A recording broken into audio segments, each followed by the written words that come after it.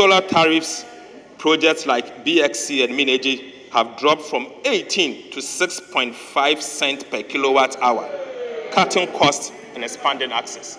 The Speaker, this was achieved as part of the renegotiation.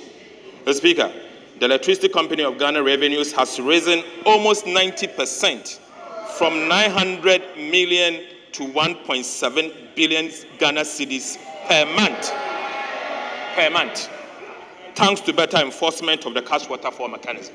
The Speaker, I repeat, ECG's revenue has improved by almost 90% per month, from 900 Ghana cedis per month to 1.7 billion Ghana cedis per calendar month.